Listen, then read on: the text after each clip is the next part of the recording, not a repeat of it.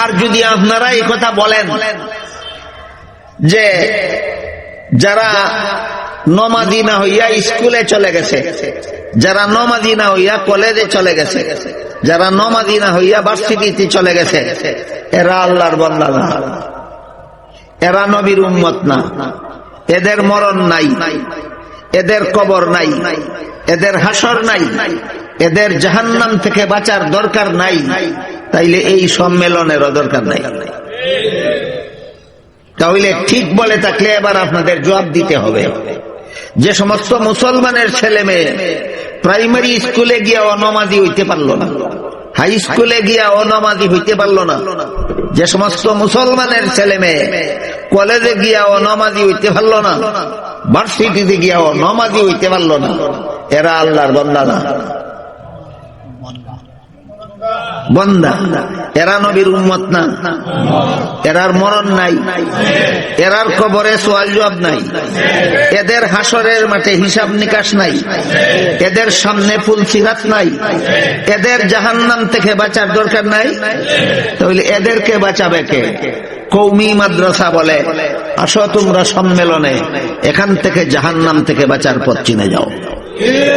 আজকে বুঝলেন কিনা মাদ্রাসায় কেন সম্মেলনের আয়োজন করে? বুঝলেন কিনা? যারা ইসলামের প্রাথমিক শিক্ষা অর্জন না করেই বয়স্ক হয়ে গেছে, এদেরকে জাহান্নাম থেকে বাঁচাবার ব্যবস্থা হিসাবে কওমি মাদ্রাসার পক্ষ থেকে এই সম্মেলনের আয়োজন করা হয়।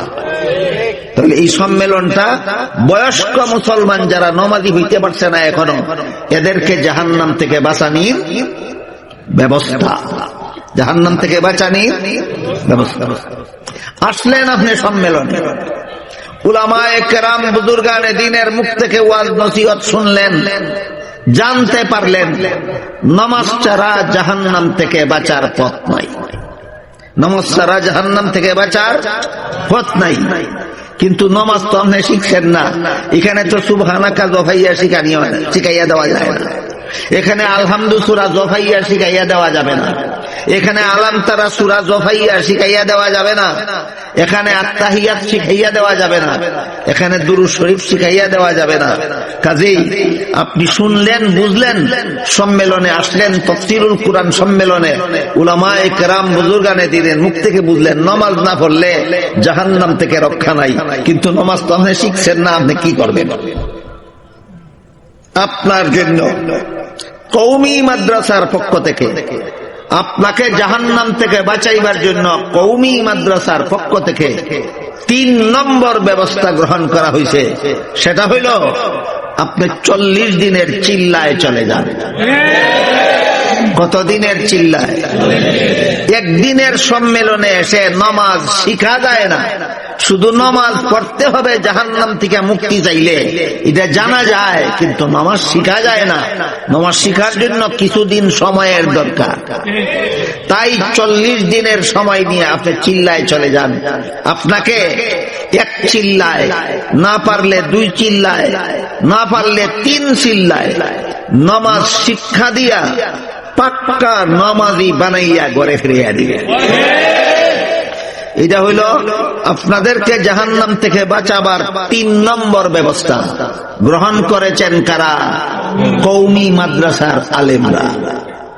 আপনাদের বাচ্চাদেরকে জাহান্নাম থেকে বাঁচাবার মতো সিলেবাসও তৈরি করেছেন কওমি আলিমগণ। আপনাদেরকে ওয়াজ নসিহতে এসে জাহান্নাম থেকে বাঁচার পথ চিনার ব্যবস্থা গ্রহণ করেছেন কওমি আলিমগণ। আপনাদেরকে চিল্লাই নিয়া উযু গোসল পাক নাফাক নামাজ বন্দেগী শিক্ষা দিয়া পাক্কা নামাজি বানাইয়া বাড়িতে ফিরাইয়া দেওয়ার ব্যবস্থা গ্রহণ করেছেন কওমি আলিমগণ। শয়তান যদি দেখে দ্বীনের কাজ একটা জায়গায় ভালো মতে চলতেছে, তখন শয়তান আর শান্তিতে থাকতে পারে না। যতক্ষণ পর্যন্ত এখানে গন্ডগোল লাগানি না যায়, ততক্ষণ পর্যন্ত শয়তান তার পিছা ছাড়ে না। শয়তানে যখন দেখলো 40 দিনের চিল্লায় সারা দুনিয়ার লক্ষ লক্ষ কোটি কোটি মুসলমানদেরকে নামাজি বানাইয়া দিতেছে, 40 দিনের চিল্লা যারা যায় তাদের আমল আখলাক চাল চলন দেখিয়া দুনিয়ার অসংখ্য অগণিত ইহুদি খ্রিস্টান মুসলমান হইয়া যাইতেছে। ইহুদি খ্রিস্টানের দেশে অসংখ্য মসজিদ প্রতিষ্ঠা হইতেছে। এই অবস্থা যখন শয়তানে দেখছে, শয়তানের মাথা গরম হয়ে গেছে, এই তবলিগের মধ্যে গন্ডগোল বাজাইবা। তবলিগের মধ্যে শয়তানে গন্ডগোলটা কেমনে বাজাইছে এটা বুঝার জন্য আপনাদেরকে আমি একটা ইতিহাসের রেফারেন্স দেই। নবাব সিরাজউদ্দৌলার সেনাপতি মীর জাফর খ্রিস্টান সরকারের সেনাপতি ছিল না মুসলমান সরকারের সেনাপতি? সরকারের সমস্ত সেনাবাহিনী কার হুকুমে উঠা বসা করে? সেনাপতি। কার হুকুমে? সেনাপতি। কাজেই সেনাপতিরে যদি কিনা যায়, দালাল বানানো যায়, গোটা মুসলমান জাতিকে পতন ঘটানো যাবে। এই চক্রান্ত কইরা খ্রিস্টানেরা মুসলমান নবাব সিরাজউদ্দৌলার সেনাপতি মীর জাফরকে কিনে নিয়েছিল। একটা লোকরে যদি গোলাম বানানো যায়, গোটা মুসলমান জাতিকে গোলাম বানানো যাবে। সেই একই পথ ধরে বর্তমান দুনিয়ার ইহুদি খ্রিস্টানেরা তবলিগি জমাতের সেনাবাহিনীর প্রধান যেমন ভাবে সেনাপতি, তবলিগি জমাতের প্রধান হইল আমির। তবলিগি জমাতের প্রধান হইল সেনাবাহিনীর প্রধানকে সেনাপতি, তবলিগি জমাতের প্রধান আমির। বর্তমান তবলিগি জমাতের আমির মৌলানা সাদ সাহেবকে ইহুদি খ্রিস্টানে কিনে লাইছে। যদি আমির কিনা লওয়া যায়, চিল্লা সবগুলি চিল্লাকে একসাথে ধ্বংস করে দেওয়া যাবে। কেমনে কিনছে এইটাও অনেকে জানে না, অনেকে বুঝে না কেমনে কিনছে। আপনারা একটু ধৈর্যের সাথে বসলে ইনশাআল্লাহ আমি আপনাদেরকে একটু বুঝাবার চেষ্টা করব। বর্তমান তবলিগ জমাতের আমির মৌলানা সাদ সাহেবের ইহুদি খ্রিস্টানে কেমনে কিনছে, তারপরে আপনাদের বুঝে যেতে হবে। তাহলে এখন আমরা চিল্লা দিতে যাব কার অধীনে? সাদের অধীনে নয়, আলেমগণের অধীনে। সাদের গ্রুপের নাম হইল এতাআতি গ্রুপ, আর আলেমগণের অধীনে যে তবলিগি জমাতের কাজ চলে বর্তমানে, তাদের গ্রুপের নাম হইল ওয়াজাহাতি গ্রুপ। তারা হইল এতাআতি আর আমরা হইলাম ওয়াজাহাতি। তবে তারা তাদের কাজের দ্বারা প্রমাণ দিছে তারা এতাআতি না, তারা আতাআতি।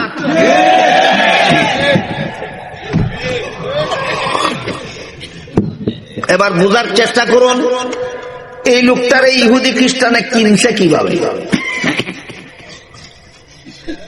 খ্রিস্টানেরা বাংলাদেশের মুসলমানদেরকে খ্রিস্টান বানাইবার জন্য যত বই পুস্তক লেখছে, এর মধ্যে একটা বইয়ের নাম আছে কোরআনের আলোকে বেহেশতে যাওয়ার পথ।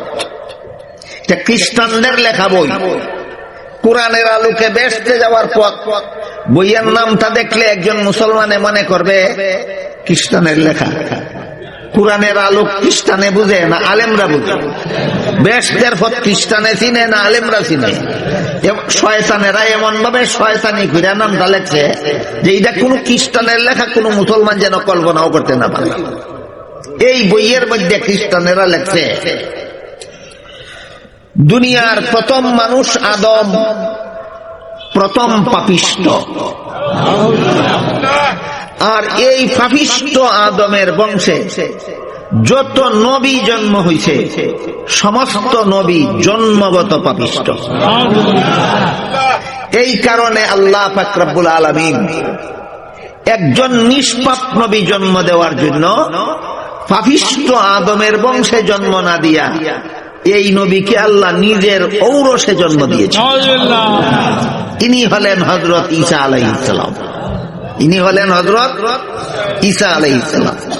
ঈসা আলাইহিস সালাম আল্লাহর ঔরসে জন্ম হওয়ার কারণে তিনি নিষ্পাপ, আর বাকি সমস্ত নবী আদমের বংশে জন্মগ্রহণ করার কারণে সবগুলি নবী পাপিষ্ট।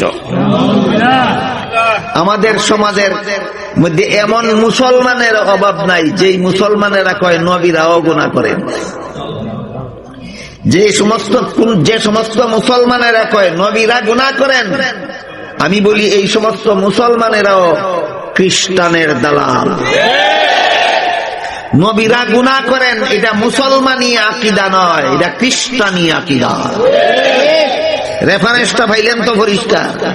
নবীরা পাপিষ্ট হন, এটা মুসলমানি কথা না খ্রিস্টানি কথা? খ্রিস্টানি কথা। এই আমির সাহেবেও কয় মুসা আলাইহিস সালাম শাস্তিযোগ্য অপরাধ করেছেন, জাকারিয়া আলাইহিস সালাম শাস্তিযোগ্য অপরাধ করেছেন, ইউসুফ আলাইহিস সালাম শাস্তিযোগ্য অপরাধ করেছেন, মুহাম্মাদুর রাসূলুল্লাহ সাল্লাল্লাহু আলাইহি ওয়াসাল্লাম শাস্তিযোগ্য অপরাধ করেছেন। যেই বেটায় কয় ই বেটার অধীনেও মুসলমান চিল্লা দিতে পারে, যেহেতু খ্রিস্টানের দালাল হইয়া গেছে। বুঝছেন এবার কেমনে কেমনে দালাল হইছে? খ্রিস্টানেও কয় নবীরা পাপিষ্ট, তাদেও কয় নবীরা পাপিষ্ট। খ্রিস্টানেরাও ঈসা নবীরে পাপিষ্ট কয় না, সাদেও ঈসা নবীরে পাপিষ্ট কয় না। দালালিতে ধরা পড়ছেনি। এবার বলেন আপনারা নমাজ কালাম শিখতে যাবেন চিল্লায়, খ্রিস্টানের দালালের তত্ত্বাবধানে পরিচালিত চিল্লায় না আলেমগণের পরিচালিত চিল্লায়? আলেমগণের পরিচালিত চিল্লায়। আলিমগণের পরিচালিত তবলিগের যে ইজতেমা হইল, এই ইজতেমা অতীতের সমস্ত ইজতেমার থেকে বেশি লোক সমাগম আছে। আর হাতাহাতিদের তত্ত্বাবধানে যা হইছে আপনারা যারা দেখেছেন বুঝতেই পারেছেন। এই জন্য বলছিলাম আপনাদের সন্তানকে জাহান্নাম থেকে বাঁচাইবার ব্যবস্থা হিসাবে কওমি মাদ্রাসার প্রাথমিক বিভাগের সিলেবাস তৈরি করা হয়েছিল। আপনাদেরকে জাহান্নাম থেকে বাঁচাবার দ্বিতীয় ব্যবস্থা হিসাবে এই ইসলামী সম্মেলন তাফসীরুল কুরআন সম্মেলনের ব্যবস্থা করা হয়েছে। একদিনের সম্মেলনে যারা নমাজি হইতে পারে না, আগের বেনমাজি একদিনের সম্মেলনে নমাজি হইতে পারে না, নমাজ শিখতে কিছুদিন সময় লাগে, নমাজ শিখতে কিছুদিন সময় লাগে। যাদের আগের থেকে নমাজ শিক্ষা হইছে না, সম্মেলনে এসে শুধু বুঝলো যে নমাজ ছাড়া জাহান্নাম থেকে নাজাতের কোনো পথ নাই, এখন নমাজ শিখবে কোথায়? কৃষি কাজ করতে করতে বয়স্ক হয়ে গেছে, ব্যবসা করতে করতে বয়স্ক হয়ে গেছে, চাকরি করতে করতে বয়স্ক হয়ে গেছে, কলেজ ভার্সিটিতে পড়তে পড়তে বয়স্ক হয়ে গেছে, এখন নামাজ শিখবে কোথায়?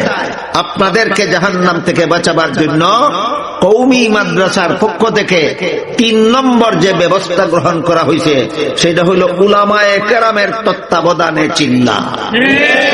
এবার বলেন ইংরেজের দালালের তত্ত্বাবধানে চিল্লায় না আলেমগণের তত্ত্বাবধানের চিল্লায়? এটা হইল ৩ নম্বর ব্যবস্থা সর্বস্তরের মানুষকে জাহান্নাম থেকে বাঁচাবার জন্য।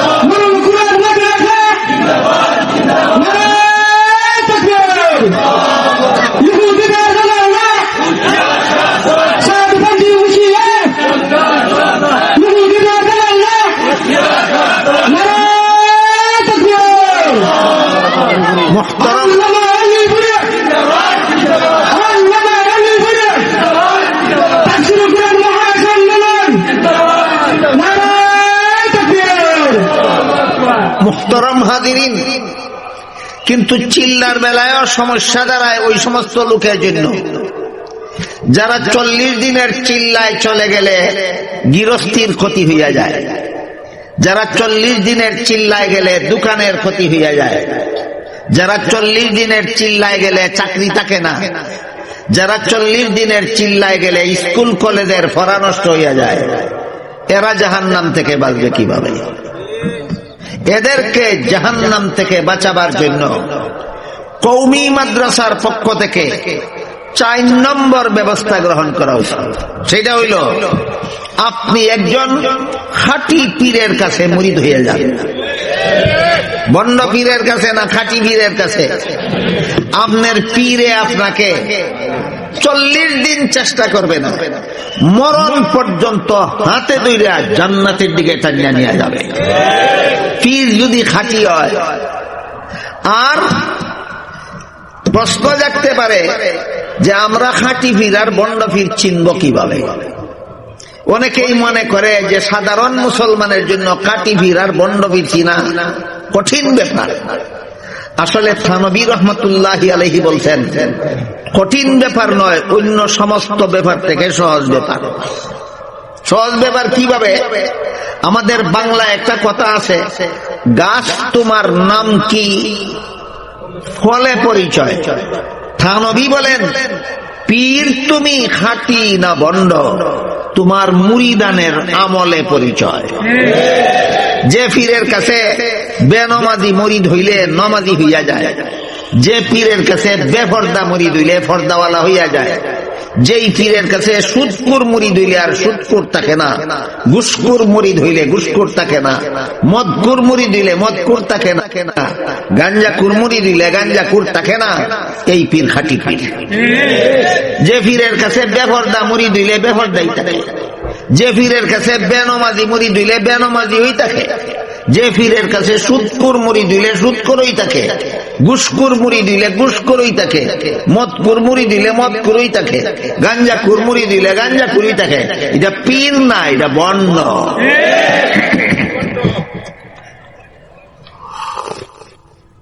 তাহলে আমরা জাহান্নাম থেকে বাঁচার চতুর্থ পথ হিসাবে অবলম্বন করব বন্ড পীরের কাছে মুরিদ হইয়া, না খাঁটি পীরের কাছে মুরিদ হইয়া। এবার বলতে পারেন আপনারা, খাঁটি পীর চিনব কেমনে? তার মুরিদানের আমল দেখে।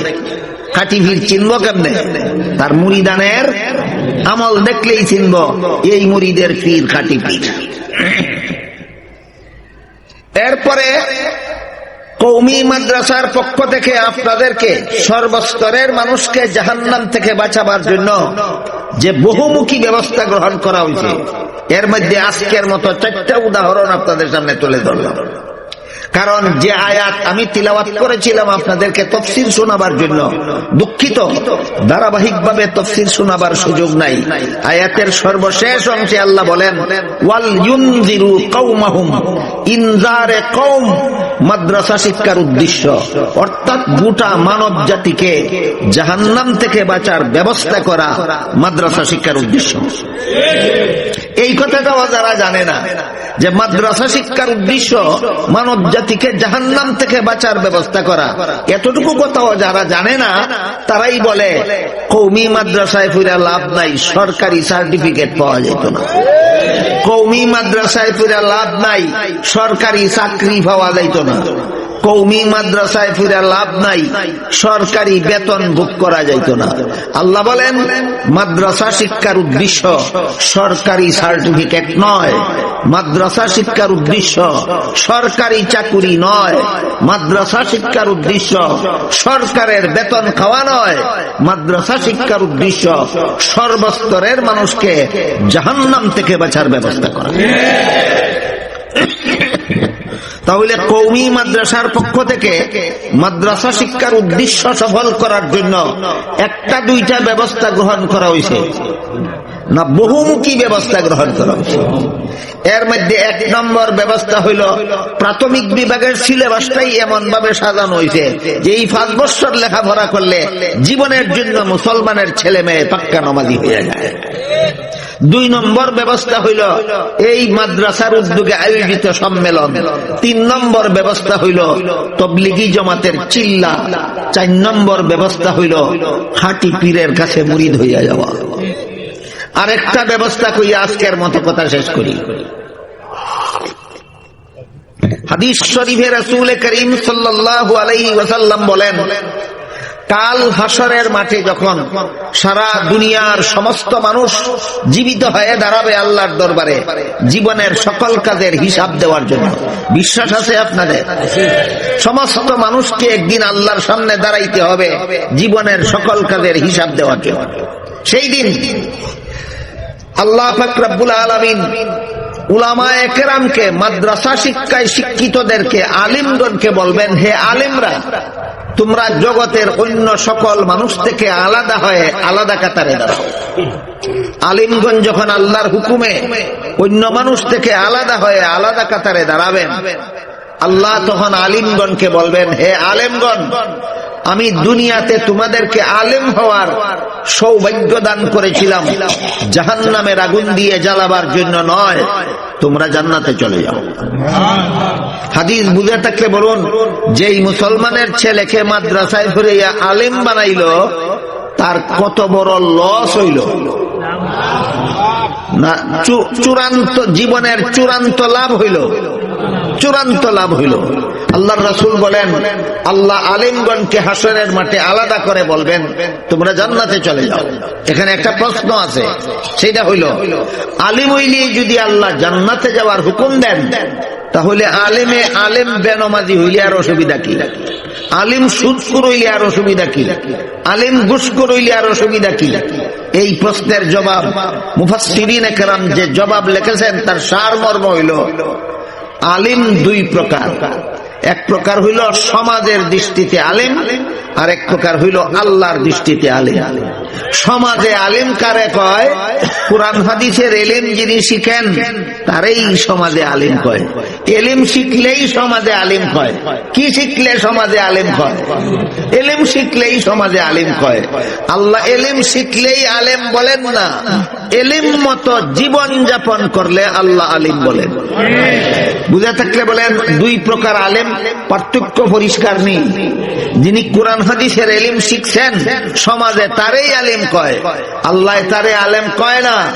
এলিম মতো যিনি জীবন যাপন করেন আল্লাহ তাকেই আলেম বলেন।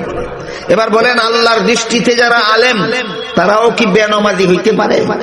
আল্লাহর দৃষ্টিতে যারা আলেম তারাও কি সুদের কারবারি হইতে পারে, ঘুষের কারবারি হইতে পারে, খুনি হইতে পারে, সন্ত্রাসী হইতে পারে? পারে না। আল্লাহর দৃষ্টিতে যারা আলেম তাদেরকেই আল্লাহ হাসরের মাঠে বলবেন তোমরা জান্নাতে চলে যাও। কওমি মাদ্রাসার আদর্শ সমাজের দৃষ্টিতে আলিম বানানি নয়, আল্লাহর দৃষ্টিতে আলিম বানানি। কওমি মাদ্রাসার এইটা হইল একটা বিশেষ বৈশিষ্ট্য, কওমি মাদ্রাসার বিশেষ একটা গুণ, এখানের ছাত্রদেরকে এলিম মতো আমল করাইয়া দেওয়া হয়। এলিম মতো আমল করাইয়া দেওয়া হয়। খুব সহজ একটা উদাহরণ দিলে আশা করি বুঝবেন। কুরআন হাদিসের এলিম যারা শিখে তারা জানতে পারে যে নবীর সুন্নতি কিছু লিবাস আছে। কি বলেন আপনারা? মুসলমান উম্মতের জন্য নবীর সুন্নতি কোন লিবাস নাই? লিবাস আছে। মাথার চুলের বেলায় নবীর সুন্নত আছে, মুখের মুছের বেলায়, দাড়ির বেলায় নবীর সুন্নত আছে, লিবাস পোশাকের বেলায় নবীর সুন্নত আছে। এই কারণে কওমি মাদ্রাসার মাথার চুল পাবেন নবীর সুন্নত মতো, কওমি মাদ্রাসার ছাত্রর মুখের দাড়ি পাবেন নবীর সুন্নত মতো, কওমি মাদ্রাসার পরনের লিবাস পাবেন নবীর সুন্নত মতো। তার কারণ কওমি মাদ্রাসা সমাজের দৃষ্টিতে আলেম বানাতে চায় না, আল্লাহর দৃষ্টিতে আলেম বানাতে চায়। এই সমস্ত আলেমগণকে আল্লাহ হাসরের মাঠে বলবেন তোমরা জান্নাতে চলে যাও। হাদিস শরীফে রাসূল আরো বলেন, আলিমগণ যখন আল্লাহর হুকুমে জান্নাতে যাইতে থাকবেন তখন আলিমগণের জান্নাতে যাওয়ার পথের পাশে কিছু গুনাহগার মুসলমান দাঁড়ায় থাকে। এরা একদিকে আলেমও না আবার গুনাহগারও। এই ধরনের কিছু মানুষ আলিমগণের জান্নাতের পথের পাশে দাঁড়ায় থাকবে। এক একজন আলেমকে এক একজন গুনাহগার মুসলমানে ডাকবে, হুজুর আপনার জান্নাতে তো আপনি যাবেন, আমার একটা কথা শুনে যান। কি কথা? দুনিয়াতে আপনার সাথে আমার মহব্বতের সম্পর্ক ছিল। প্রমাণ কি? কেউ বলবে প্রমাণ আপনাকে এক গ্লাস পানি পান করেছিল। আরেকজন গুনাহগার মুসলমান জান্নাতে যাওয়ার পথে আরেকজন আলেমকে ডেকে বলবে, হুজুর দুনিয়াতে আপনার সাথে আমার মহব্বতের সম্পর্ক ছিল। প্রমাণ কি? আপনাকে এক বদনা উজুর পানির ব্যবস্থা করে দিয়েছিলাম। আলিমের সাথে মহব্বতের কারণে যে যা করে সবই বলবে, সেদিন সবই বলবে। কিন্তু আমার গুনার কারণে আল্লাহ আমাকে জাহান্নামে যাওয়ার হুকুম দিয়ে দিয়েছেন। আল্লাহর রাসূল বলেন, জান্নাতগামী আলিমগণ তাদের জান্নাতে যাওয়ার পথে গুনাহগার মুসলমানদের মুখে এই কথা শুনলে পরে তারা ভাববেন যে আমার জান্নাতে আমি পরে যাই, গুনাহগার মুসলমানটাকে জাহান্নাম থেকে বাঁচাবার শেষ চেষ্টা করে যায়। এইটাই মাদ্রাসা শিক্ষার উদ্দেশ্য। মানুষকে জাহান্নাম থেকে বাঁচার ব্যবস্থা করো, মানুষকে জাহান্নাম থেকে বাঁচার ব্যবস্থা করো। শুধু দুনিয়াতেই কওমি আলেমগণ আপনাদেরকে জাহান্নাম থেকে বাঁচার ব্যবস্থা করে না, হাশরের মাঠেও করবে, হাশরের মাঠেও করবে। এক হাদিসে রাসূল করিম সাল্লাল্লাহু আলাইহি ওয়াসাল্লাম বলেন, কুন আলিমান আও মুতাআল্লিমান আও মুস্তামিআন আও মুহিব্বান ওয়ালা তাকুন খামিসান ফাতাহলিক আও কামা ক্বালা আলাইহিস সালাতু ওয়াস সালাম। হাদিসের অর্থ হলো তুমি আলেম হও, যদি না পারো তাহলে আলেমের ছাত্র হও।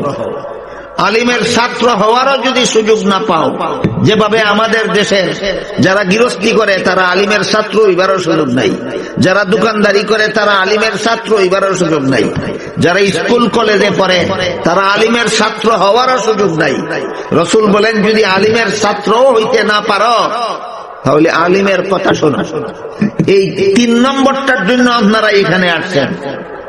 আজকেই আলেম হয়ে যেতে পারবেন, আজকেই আলেমের ছাত্র হয়ে যেতে পারবেন না আলিমগণের কথা শোনার জন্য এসেছেন? রাসূল বলেন, যদি আলেমের ছাত্র হইতে না পারো তাহলে আলেমগণের কথা শোনা।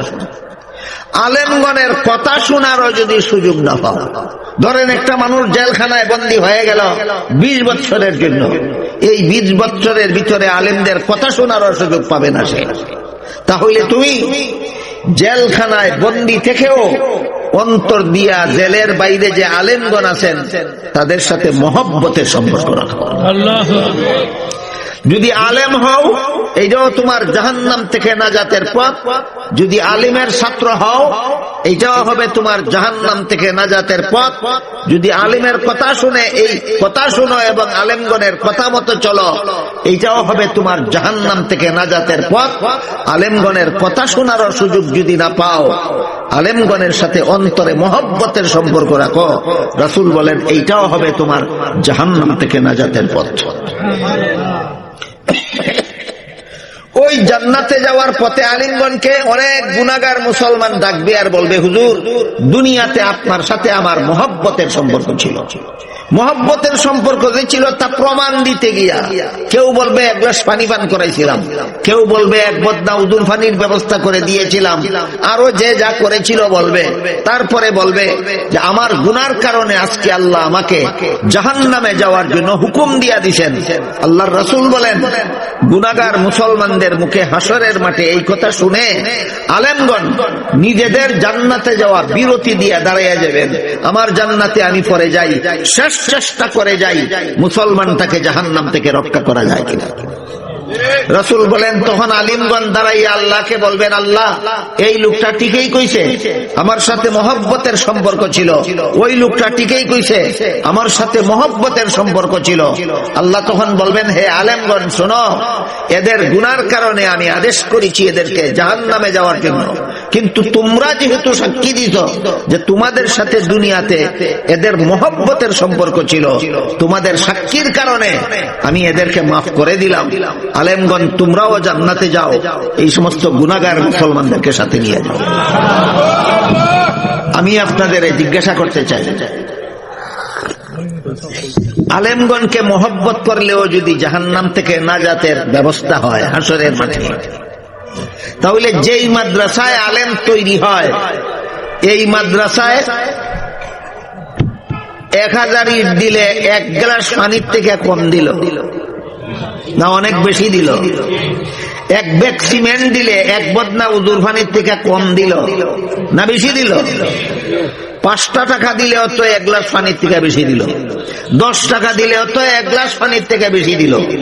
আপনারা লক্ষ্য করে থাকবেন, মাদ্রাসার সভা হইলে যখন চান্দা করা হয়, কেউ 50,000 টাকা দেয়, কেউ 5,000 টাকা দেয়, কেউ 500 টাকা দেয়, কেউ 50 টাকা দেয়, 10 টাকা 5 টাকা কেউ দেয় না।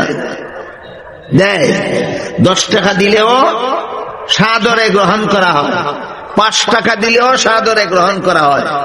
আপনার 10 টাকা দিয়া 5 টাকা দিয়া না কোনো উস্তাদের ভাতা হয়, আপনাদের 10 টাকা 5 টাকা দিয়া না কোনো বিল্ডিং হয়, আপনাদের 10-5 টাকা দিয়া না কোনো ছাত্রের বোর্ডিং এর খোরাকি হয়।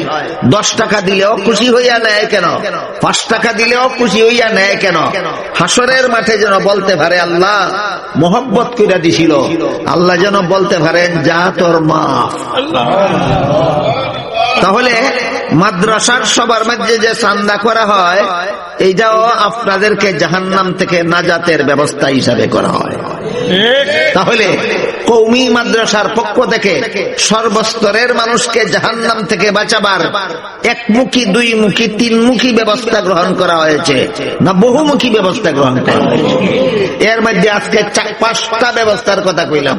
1 নম্বর, প্রাথমিক বিভাগের সিলেবাস, মুসলমানের ছেলে মেয়েকে জাহান্নাম থেকে বাঁচাইবার ব্যবস্থা। 2 নম্বর, বার্ষিক সম্মেলন, বয়স্ক মুসলমানকে জাহান্নাম থেকে বাঁচাইবার ব্যবস্থা। 3 নম্বর, তবলিগি জমাতের চিল্লা, সর্বস্তরের মানুষকে জাহান্নাম থেকে বাঁচাইবার ব্যবস্থা। 4 নম্বর, খাঁটি পীরের কাছে মুরিদ করা। 4 নম্বর, সর্বস্তরের মানুষকে জাহান্নাম থেকে বাঁচাবার ব্যবস্থা। 5 নম্বর, মাদ্রাসার সবার চান্দা, সর্বস্তরের মানুষকে জাহান্নাম থেকে বাঁচাইবার ব্যবস্থা। আমি আপনাদের সামনে কোন সূরার কত নম্বর আয়াত তিলাওয়াত করেছিলাম? সূরা তাওবার 122 নম্বর আয়াত। আয়াতের ধারাবাহিক তরজমা করারও সুযোগ হইল না, ধারাবাহিক তফসির করারও সুযোগ হইল না। আয়াতের তফসির থেকে আজকে মাত্র 2টা কথা আপনাদের শোনাইলাম। একটা হইল ইসলামের প্রাথমিক শিক্ষা অর্জন করা মাদ্রাসার ছাত্রদের জন্য ফরজ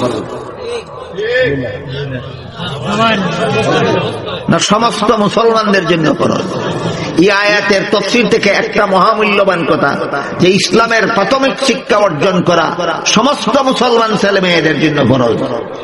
আর একটা কথা শোনাইলাম, কওমি মাদ্রাসা আপনাদেরকে জাহান্নাম থেকে বাঁচাবার জন্য বহুমুখী ব্যবস্থা গ্রহণ করেছে। এইটার মাধ্যমে যদি নাজাত না পাইতে পারেন, 1 নম্বরটার মাধ্যম যদি গ্রহণ করতে না পারেন, 2 নম্বর ব্যবস্থায় যেন আপনি জাহান্নাম থেকে নাজাত লাভ করতে পারেন। 2 নম্বরে যদি না পারেন, 3 নম্বর ব্যবস্থায় যেন আপনি জাহান্নাম থেকে মুক্তি লাভ করতে পারেন। 3 নম্বরে যদি না পারেন, 4 নম্বর ব্যবস্থায় যেন আপনি জাহান্নাম থেকে নাজাত লাভ করতে পারেন।